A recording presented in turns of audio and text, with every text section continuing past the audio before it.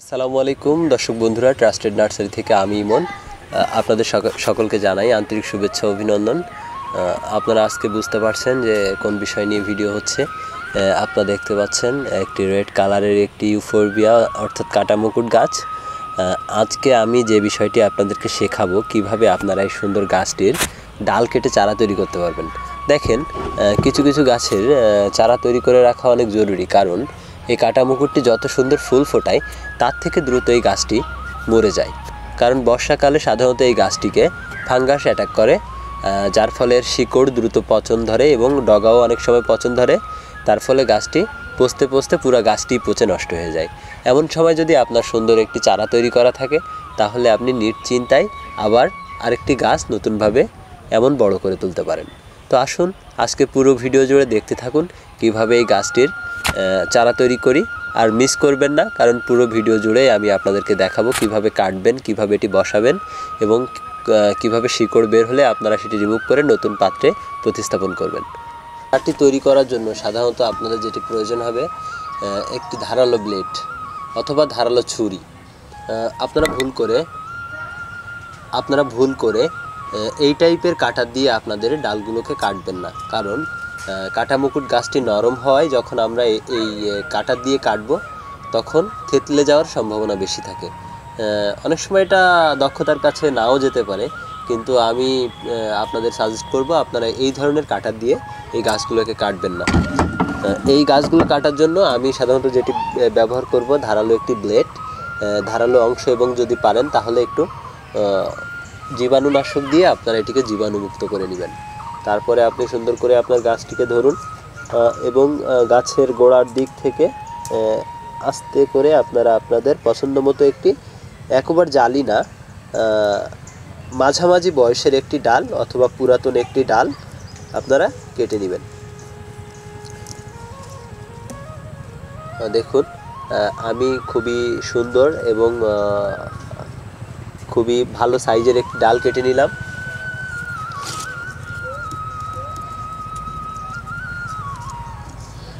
খুবই সাবধানে কাটবেন, কারণ কাটা মুকুটে অনেক কাটা থাকার কারণে আপনার হাতে কাটা ফুটে যেতে পারে, যার কারণে আপনি অনেক ব্যথা বা যন্ত্রণা অনুভব করতে পারেন।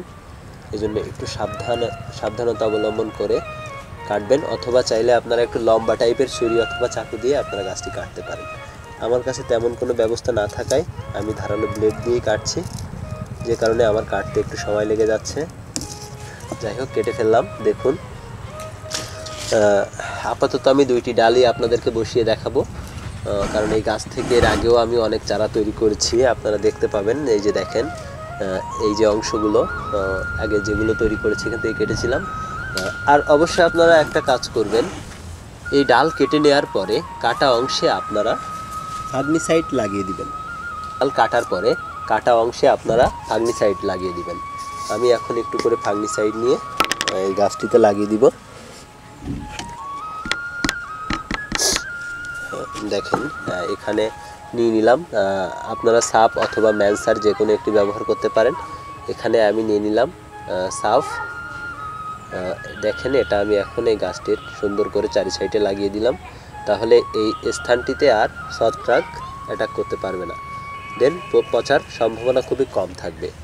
এবং খেয়াল রাখবেন, কাটার পরে এই ক্ষত স্থানে যেন পানি না লাগে, সেক্ষেত্রে আপনার গাছটি পচে যাওয়ার সম্ভাবনা তৈরি হতে পারে। আসুন এখন আমরা মাতৃ গাছটিকে এক পাশে রেখে দিলাম। এখন কিভাবে আমরা এই গাছটি প্রতিস্থাপন করব বা শিকড় তৈরি করার জন্য নতুন একটি পাত্রে বসাবো সেটা আপনাদেরকে দেখাই। দেখেন, এই যে আমি সুন্দর দুইটি ডাল কেটে নিলাম। এই ডাল দুইটি এখন যে কাজটি প্রথম আমি করব, গড়ার অংশে যদি কোনো পাতা থাকে আপনারা একটু কষ্ট করে পাতাগুলো একটু ছাড়িয়ে নেবেন এবং যত সম্ভব আপনারা পাতাগুলোকে একটু কমিয়ে দেওয়ার চেষ্টা করবেন। আর চাইলে আপনারা এই অংশগুলোতে একটু করে ফাঙ্গিসাইড লাগিয়ে দিতে পারেন।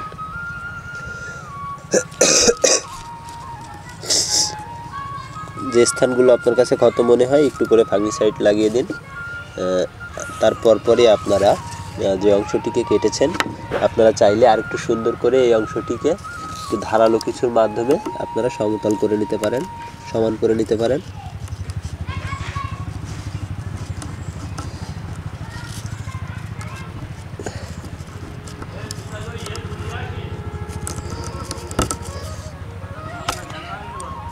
দেখেন আমি একটু সমানভাবে কেটে নিলাম, তারপরে এই কাটা অংশে সুন্দর করে ফাঙ্গিসাইডের প্রলেপ দিয়ে দিলাম। এই ফাঙ্গিসাইড আপনার গাছ পচনের হাত থেকে রক্ষা করবে, লাগিয়ে ফেললাম। এখন ফাঙ্গিসাইড লাগিয়ে ফেললাম। এখন হচ্ছে এই গাছগুলোকে পটের মধ্যে বসানোর পালা। তো দেখেন আমি এরকম কালো পিপিতে আমি মাটি ভরেছি। যে মাটির অবস্থাটা আমি আপনাদেরকে একটু দেখাই। মাটিগুলো দেখুন কতটা ঝুরঝুরে বা কতটা ঢিলা, কারণ এই টাইপের মাটির মধ্যে আপনার গাছের শিকড়গুলো খুবই দ্রুত বৃদ্ধি হতে সহায়তা করবে। আপনারা অবশ্যই আপনাদের মাটিগুলো কীরকম ঢিলা, আপনারা চাইলে কোকোপিট সাথে ভার্মিকম্পোস্ট দুইটার সংমিশ্রণ তৈরি করতে পারেন। আমি যেভাবে এই মাটিটি তৈরি করেছি, এখানে ছিল বালি, সাথে ছিল ধানের চিটা, তার সাথে অল্প পরিমাণ কোকোপিট আর ডিকম্পোস্ট করা কিছুদিনের পুরানো নিমখৈল, যেটা দিয়ে আগে থেকে এই মাটিটি তৈরি করে রেখেছিলাম। আমি সহজেই গাছটি ডালগুলোকে এই মাটির মধ্যে বসিয়ে দিব। আশা করছি 15 থেকে 20 দিনের মধ্যে আমার গাছগুলোতে নতুন শিকড় তৈরি হয়ে যাবে। তখন আমি আপনাদেরকে এই গাছগুলো আবার দেখাবো।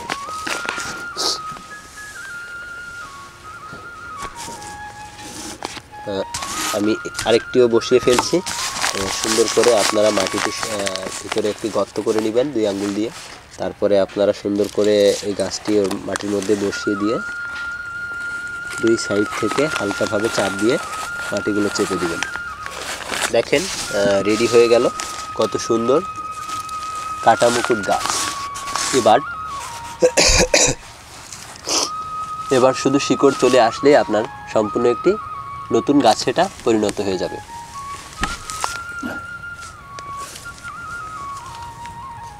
গাছটি বসানোর পরে আপনারা খুবই অল্প পরিমাণ পানি এটার মধ্যে দিয়ে দিবেন এবং আপনারা অবশ্যই এটা ড্রেনেজ ব্যবস্থাটা সুন্দর রাখবেন। দেখেন এগুলোর মধ্যে অনেকগুলো করে ছিদ্র রয়েছে, যে ছিদ্রগুলো দিয়ে অতিরিক্ত পানিটা বের হয়ে যাবে। সেই সাথে সাথে আমি আপনাদেরকে দেখিয়ে দিব আমার আগে যে গাছগুলো বসানো ছিল সেই গাছগুলো কেমন প্রোগ্রেস হয়েছে।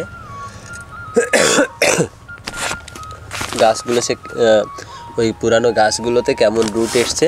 আজকে আসুন আমি আপনাদেরকে সেগুলো একটু দেখাই। প্রথমত যেহেতু গাছটা আমার লেগে গিয়েছে, তারপরেও আপনাদের দেখানোর জন্য আমি গাছটিকে পটটি থেকে উপরে উঠাবো, তাহলে আপনারা বুঝতে পারবেন আসলে কত সুন্দর করে একটি চারা তৈরি করা যায়। আসলে দেখেন অবিশ্বাস্য কত সুন্দরভাবে এটা রুট চলে এসেছে। এবং দেখেন এত সুন্দর রুট আপনারা কিন্তু এখানে দেখতে পাচ্ছেন। দেখুন